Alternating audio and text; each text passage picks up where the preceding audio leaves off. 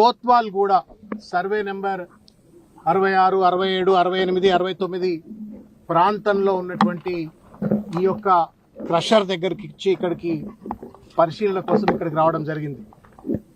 ఇదంతా చూస్తూ ఉంటే కేజీఎఫ్ అని ఒక సినిమా వచ్చింది ఈ మధ్యకాలంలో. ఎక్కడ పడితే అక్కడ దొంగలు విచ్చలవిడిగా ప్రభుత్వ అనుమతులు లేకుండా దోపిడికి పాల్పడుతూ భూమాతను చెరబట్టి ఏ రకంగానైతే అక్రమ మైనింగ్ కు కేజీఎఫ్ లో జరుపుతుంటే సినిమాల్లో చూసినాం.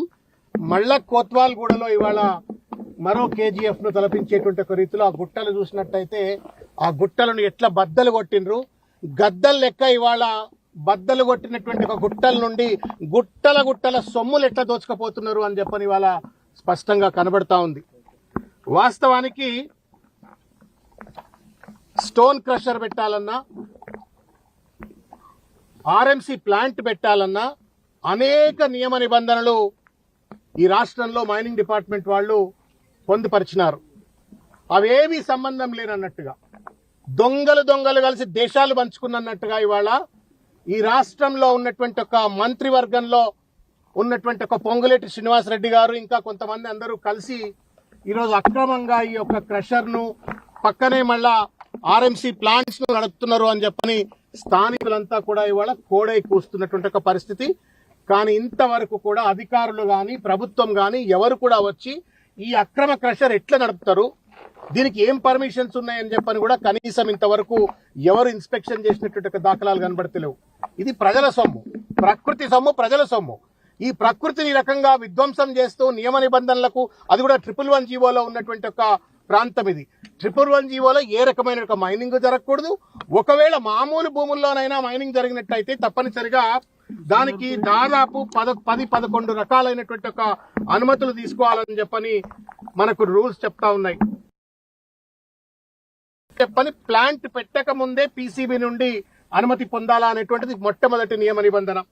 రెండవది సిటిఓ, కాన్సెంట్ టు ఆపరేట్ అని చెప్పని ఇక్కడ ఈ యంత్రాలు ఏర్పరచాలంటే కూడా వాటిని నిర్వహించాలంటే కూడా కాన్సెంట్ టు ఆపరేషన్ అని చెప్పని పీసీబీ నుండి ఇంకొక అనుమతి తీసుకోవాలా.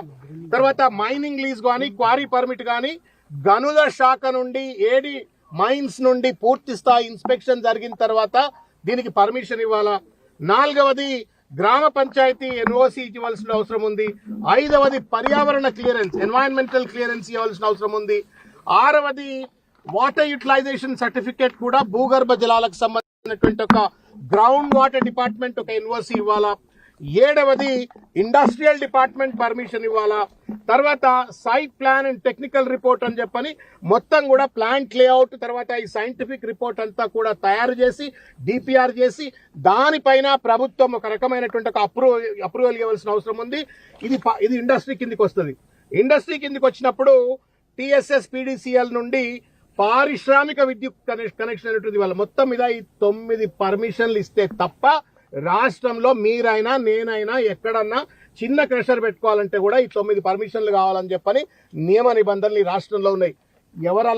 ఎవరికి అల్లుడినా అత్త సొమ్ము అల్లుడు దానం చేసినట్టుగా ఇవాళ 111 జీవోలో ఉన్నటువంటి ఒక భూమిలో అక్రమ మైనింగ్ చేయడంతో పాటు ఏ ఒక్క పర్మిషన్ తీసుకోకుండా ఇవాళ ఇష్టారాజ్యంగా ప్రకృతిని దోచుకుంటున్నటువంటి రాక్షసులు, గద్దలు ఇవాళ రాష్ట్రాన్ని రాజ్యం ఏలుతున్నటువంటి ఒక పరిస్థితి. కంచె చేను వేసినట్లుగా ఉన్నటువంటి ఒక వార్తల నేపథ్యంలో ఏంటంటే ఇవంతా కూడా ఎప్పుడో 2000 సంవత్సరంలోనో అంతకు ముందు ఎప్పుడో 1999లో ఎప్పుడో ఇది మూతబడ్డ క్రషర్. ఇది ఒకసారి ఒక క్రషర్ మూతబడ్డ తర్వాత ఆ ప్రాపర్టీ అంతా కూడా మైన్స్ డిపార్ట్మెంట్ కే చెందుతుంది.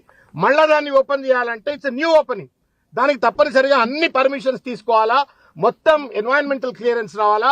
అన్ని వచ్చిన తర్వాత మాత్రమే దీన్ని పునః ప్రారంభించే పరిస్థితి ఏర్పడుతుంది.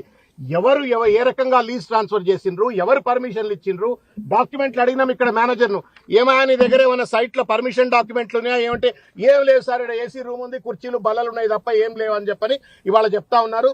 దొంగలు దేశాలు పంచుకున్నట్లుగా ఇష్టారాజ్యంగా వీళ్ళు దోపిడీ ఎట్లా చేస్తున్నారు అనడానికి ఇది ఒక సాక్ష్యం. తెలంగాణ ఇవాళ రేవంత్ రెడ్డి గారి యొక్క ప్రభుత్వానికి ఒక దోపిడీకి ప్రయోగశాలగా మారిపోయింది వాళ్ళు అనటానికి ఇది నిదర్శనం. ఒక పక్కన రేవంత్ రెడ్డి దోచుక తింటాడు, మరో పక్కన పొంగులేటి శ్రీనివాసరెడ్డి దోచుక తింటా ఉన్నారు.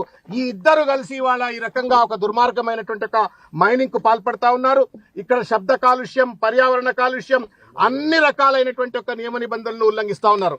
ఓఆర్ఆర్ కు మనము 1 కిలోమీటర్ దూరంలో కూడా లేం. మనం within the 1 kilometre radius లో ఓఆర్ఆర్ కు ఏ రకమైనటువంటి ఒక క్రషర్స్ గాని మైనింగ్ యాక్టివిటీ ఉండకూడదు అని చెప్పని మన ప్రభుత్వం నియమ నిబంధనలు పెట్టుకుంది.